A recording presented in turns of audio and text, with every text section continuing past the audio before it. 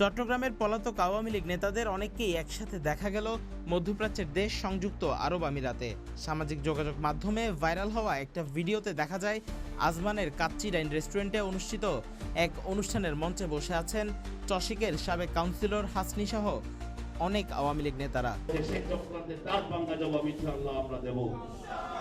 আবুধাবির এই শোক সভায় দাঁড়িয়ে আমাদের সকলের আজকে এই অঙ্গীকার হোক আগামী দিনে শেখ হাসিনার হাতকে আবার শক্তিশালী করার জন্য।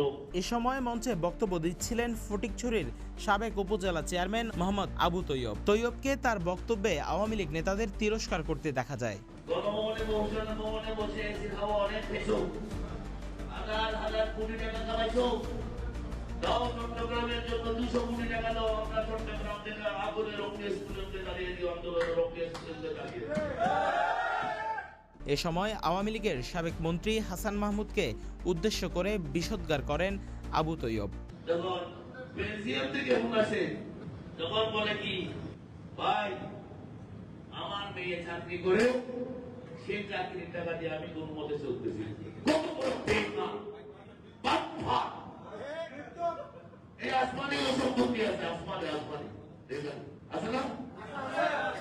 চলো আমরা যদি এখানে পরিবেশ পরিস্থিতি আইনের কারণে আমরা কিছু করতে পারবো না, না হলে এগুলো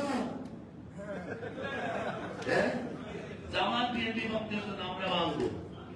ব্যারিস্টার তাপস এখন পুরস্কার কি?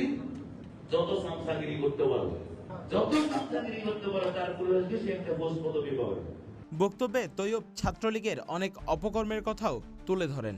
ছাত্রলীগের কি অবস্থা? আমার জেলা ছাত্রলীগের কমিটি হয়েছে উত্তর জেলায়। আমার জীবনে শুনেনি ছাত্রলীগের গণতন্ত্রে 500 জন সহ সভাপতি আছে কিনা।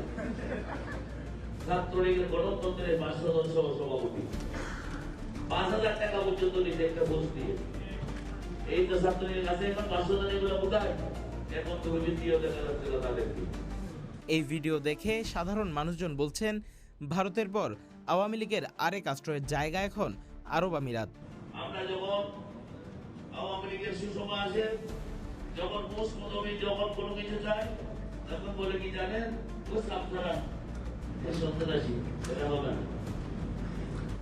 আমরা আওয়ামী লীগের যখন কোনো সময় সুসময় আসে, এখন আমাদেরকে বারবার ফোন করতেছে। ফ্রান্স থেকে ফোন আসে, ইন্ডিয়া থেকে ফোন আসে, দুবাই থেকে ফোন আসে, আমেরিকা থেকে বলেছে ভাই কিছু করা দরকার। News desk, CTG post, Chittagong.